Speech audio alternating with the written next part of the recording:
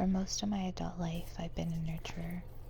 My days used to revolve around families preparing for birth, sleepless nights with newborns, and those tender moments when a mom finally starts to believe in herself. Being invited into that part of someone's life was such a gift. I was there for first cries, first latches, and those quiet tears of relief when things finally clicked. It was never just about breastfeeding or birth. It was about holding space for mothers as they transformed, helping them feel seen, capable, and cared for in a season that can feel so overwhelming. And for years, that was my world.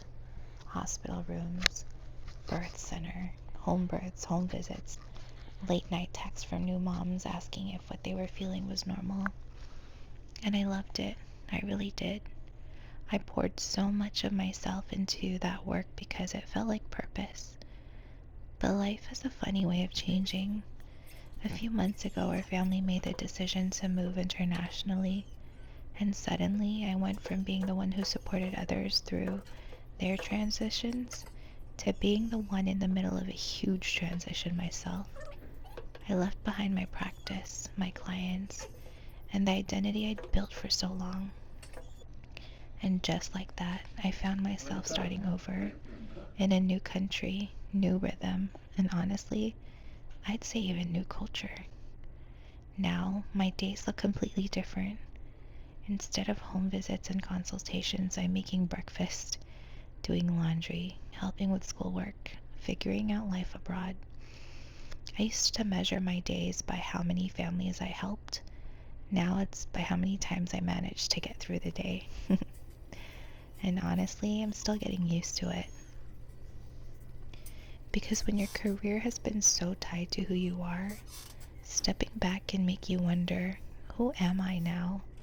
Am I still a doula even if I'm not attending births? Am I still an IBCLC even if I'm not seeing clients?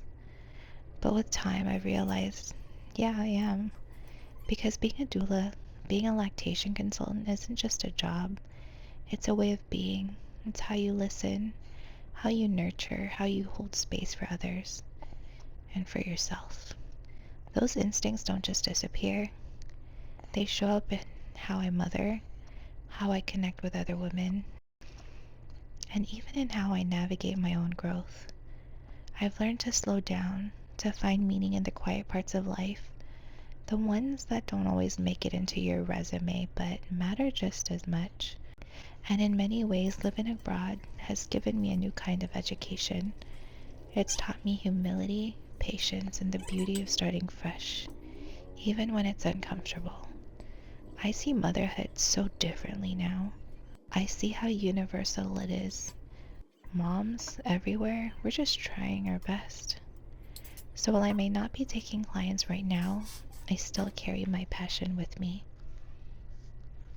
Through stories I share, the moments I capture, and the connections I make with other moms navigating their own transitions. This season of being a housewife, a stay-at-home mom, of slowing down has taught me that growth doesn't always look like more. Sometimes it looks like less. Less noise, less busyness, more presence. It's a quieter chapter, but it's one filled with purpose. So if you're someone who's also in a season of change, maybe you've stepped away from a career you love, or you're finding yourself in a new country, or just a new version of life, I want you to know that it's okay to evolve. It doesn't mean you've lost who you were. Sometimes it just means that you're becoming who you're meant to be next. And who knows, maybe this chapter is preparing me for something new down the line. But for now, I'm learning to embrace it for what it is. Slow, meaningful, and still full of love and purpose.